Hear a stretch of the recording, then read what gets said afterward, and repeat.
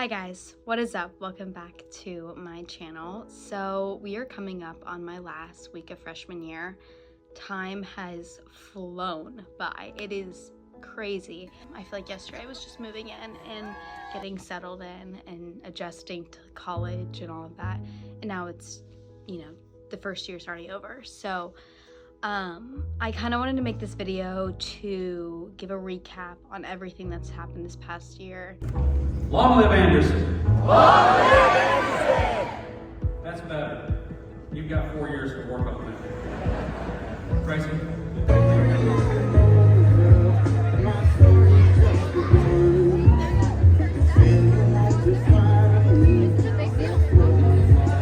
Hey, baby!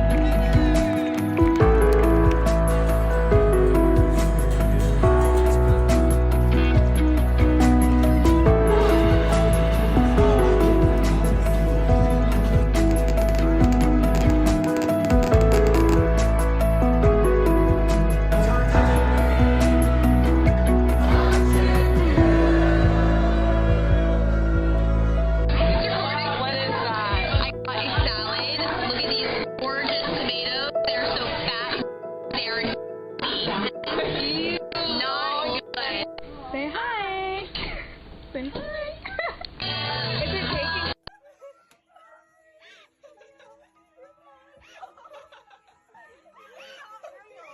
Where the women all fine and the love is fair.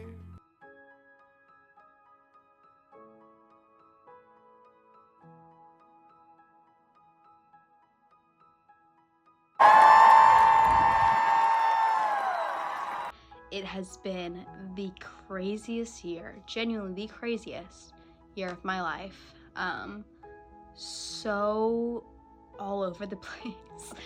The highest of highs, lowest of lows, and I want to talk about it all today. Obviously, I want to share like all the amazing memories I've made and the friends I've made and have and all the incredible things, but I also really want to talk about the stuff that I haven't shared and just be really vulnerable with you guys. My first year of college was absolutely insane, and obviously you guys saw a lot of like the health side of things and that all play out with the pressure sore, the ICU trips, like a lot of health stuff happened this year, but also there's a lot of mental health stuff that happened behind the scenes. There's physical health stuff that happened behind the scenes I didn't really talk about. There was just a lot of stuff going on that I haven't really shared with you guys yet. And yeah, that's kind of what this video is for, just to kind of open up with you guys and be vulnerable. So yeah. Okay, so we're gonna start like from the very beginning, and that is coming to college. I was so optimistic to come to college. I was so excited. Genuinely all summer I was just stoked to come to Anderson and play tennis for Clemson and get involved and whatnot. And then the week before I left, I was like, oh my gosh, like reality set in. I'm leaving my family, I'm leaving my best friends, my room, my cats, like I'm leaving everything behind, and like this is just like, whoa, like this is a lot. And then when I got to college, I kind of snapped in place. I was like, hey, like you let out your feelings before you got here. Like now we're here, like embrace it. Don't, focus on the things that you're leaving behind. Like start fresh, like enjoy this college experience. So that's what I really did. I really tried to get involved. I went to all of the events that they held here. I made so many friends, which I'm so blessed for. And I could not be luckier to have the friends that I have. And honestly, college at the start was a fever dream. Like so incredible college dream. I'm going to all these events, I'm meeting so many people, you know, school's not that bad. I'm going to like 1 class a day. Like, are you kidding? Comparative to like high school, like this is a dream. And, you know, then school started to pick up, and the reality of like, oh, okay, it's 1 class a day, but like triple the work. But still, college, as far as schoolwork goes, is overhyped in high school. They scare you so bad to prepare you for college, when in reality, if you're taking like AP classes, like trust me, you're about to like come to college and it'd be a breeze. It will get harder, trust me. But like at first you're like, okay, this is quite easy. So that was really nice. Little shocking there. I genuinely was like so scared for like academics, and then for what? But anyways, I mean, just having like the time of my life. However, things definitely started to switch like mentally pretty, like maybe a few months in. Like I definitely lived it out. And honestly, like throughout all of these bad things that I'm about to touch on, of like behind the scenes stuff, there was still constantly so many amazing fun memories and fun things like that I'm not taking for granted. But also I really do want to talk about these things that were behind the closed doors, and the things I didn't share, and the things that a lot of people don't share. I just really think that there's a lot of power in vulnerability. So I'm trying to share kind of like the stuff that people don't talk about, but a lot of people struggle with. So I really struggled with the amount of change, being away from home, obviously, like those homesick feelings like sunk in. But more than that, just like I noticed like a really big change within myself. I started like trying to fit into society norms. I changed the way I like dressed a little bit, even the way I talked. Like there was just, I started to notice myself trying to be somebody I wasn't, and that just progressed so badly. And I don't know how else to word this besides like this way. What society's norm is not disabled. It's not paralyzed. And I so badly just wanted to be that like stereotypical, have like the perfect life. I didn't want to be paralyzed. I didn't want to look like the way I looked. I just wanted to be like everyone else, which is crazy, because if you know me and like really know me, you know that I am not about that. Like I am different. I look different. Like I'm in a wheelchair. Like yes, I get stared at all the time for it. I don't care anymore. Like I don't care if I look different. I am different. Like that's not something I'm scared of. But for some reason, like it was just like in my head that I had to look like everybody else. And that just kind of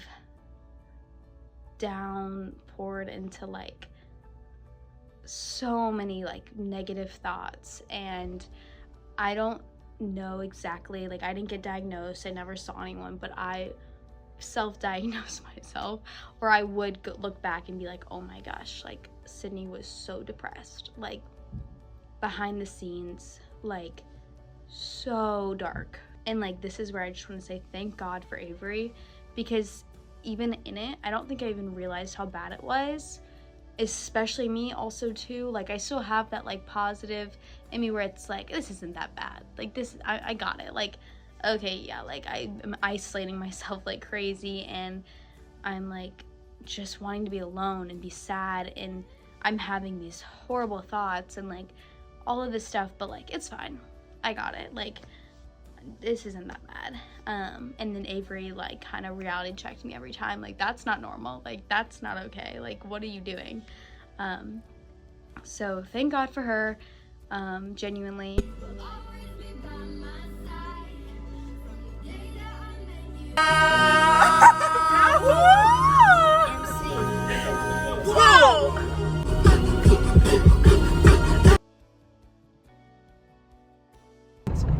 We are currently taking Sid to the ER.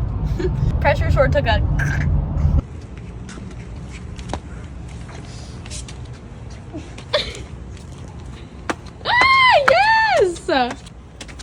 Trying to capture every minute. me me and my ex. One on the right. Do you think you're a little close? Not that bad. But I started then to start getting really bad physical like health issues. I developed a pressure sore. The pressure sore started in September, which is like borderline the start of college. And then that just, oh my gosh, like went so bad. Like I could have never imagined how bad it would have gotten.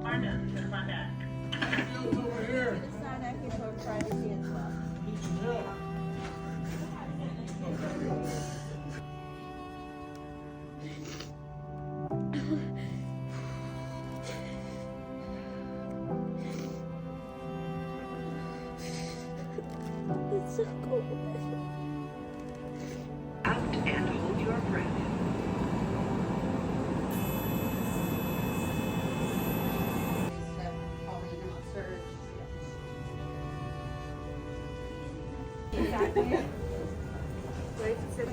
Bye, Sydney. Friday. Have fun. Yes. Have a good nap.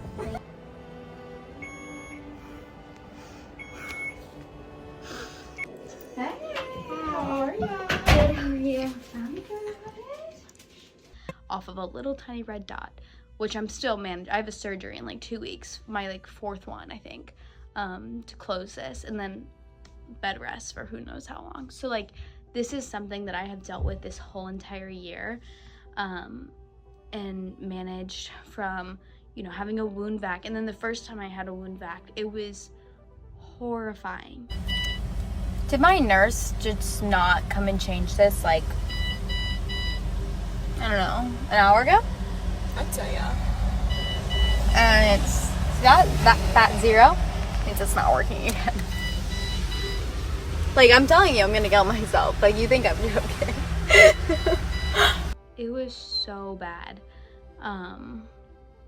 I like it just, the mental health side of it just crumbled down with the physical side, and it's just like I could not catch my breath. Like it was 1 step forward, 3 step backs constantly. I would finally think I'd have a grip on something, and then something would happen and I would just, my world would be turned upside down like again.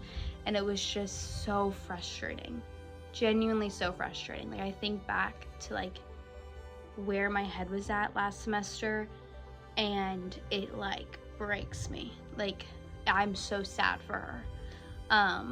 But yeah, I mean, just bad. And like what's crazy like within it all is I thought I was doing such a good job of hiding things.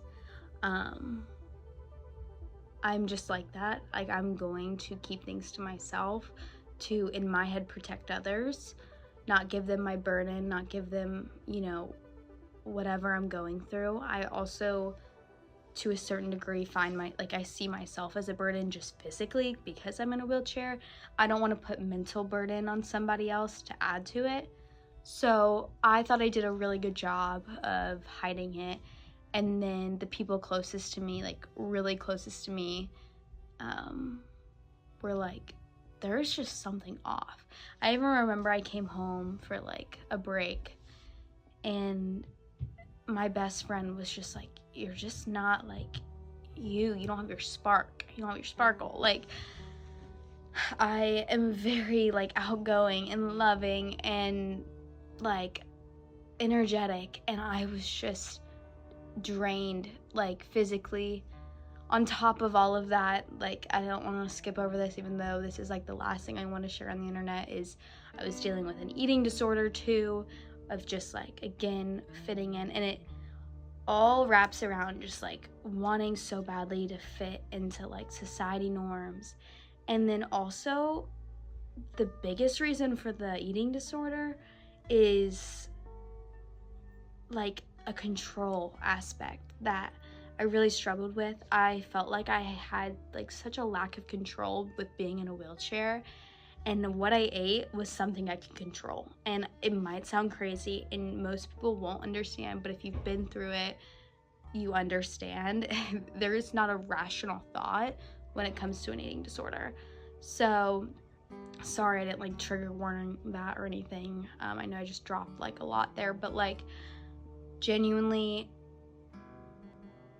last semester I went through every version of my hell. Like it was a lot. So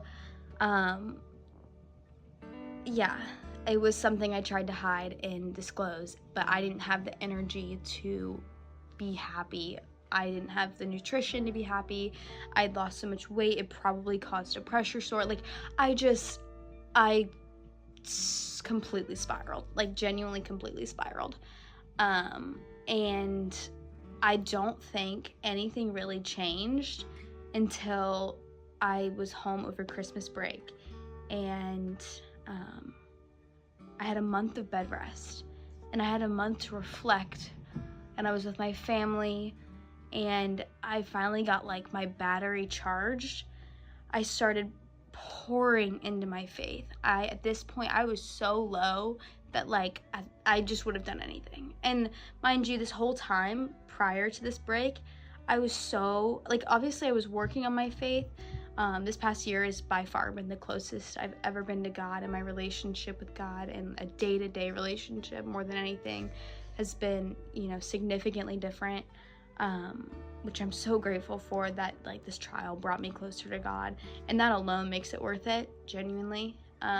But still, I think pouring into God after all this happened was like the biggest reason for my switch in attitude and mental side. But after I had my surgery in December, at the very end of December, and went on a month of bed rest, I completely was like forceful about switching my mindset. Like, these are the cards dealt. Deal with it, or like, what's your other option? Don't deal with it and like be depressed and just like ruin like your life, and like, I don't know, yes, you're on bed rest, yes, this is a sucky situation, but like, really, are you going to just cry about it every day? Like, no. Like, enjoy this time, even if it's like laying down 24/7. So that completely changed my mindset, and even the people around me, people I look up to, my friends, my family, started to see like my demeanor change. And I didn't even realize like how bad it was. Like, I didn't until I was out of it. And then I look back and I'm like, holy crap, like what? Like, you thought you ate and you thought you did so good and like not showing anyone, and no one knew. But like, oh, I mean, and a lot of people didn't. Like, if you didn't know me, like, I would say less than 5 people like noticed something a little bit different. And even then it wasn't like drastic. It just was like a slight change of like my energetic, loving, crazy self to just a little died down. But that really switched things over, and then I came into second semester with this completely different attitude. I mean, with so much positivity. And I mean, don't get me wrong, I still had like health issues that, I mean, I had another surgery in my second semester because I got another infection, but like, okay, whatever, this is what it is. Like, we're just gonna keep rolling with these punches. And as frustrating as that was, it's not like I was letting it tear my life apart, where one thing would happen and it would tear me down. How big, how small, it doesn't matter. Like, it would just tear me apart last semester. And this semester, I just did not let that happen. I mean, obviously, like, there's like triggers and things that make me want to go back to old habits and things that I did last semester. But like, I will never go back there, because I'll notice the signs or like things, and I'm like, no, like, shut it down, because that was awful. And I really think more than anything, I learned that mental pain is so much worse than physical pain. I have been through so much, like getting paralyzed at 13 years old. I mean, this pressure sore in itself. I've spent more holidays in hospitals than most people could imagine. And through all of it, all of the pain, the mental stuff that I went through last semester, just unimaginable, genuinely unimaginable. So if you're going through it, I really hope that this like reaches you, because like this is your sign of hope. Like, I'm telling you, things will get better. And like, you're not alone. Like, you are so not alone. I feel like that's the biggest thing when you're going through something like that, is you just isolate yourself to be alone, but then also like you're kind of like self-sabotaging yourself, but also you like make up this lie in your head that you're alone.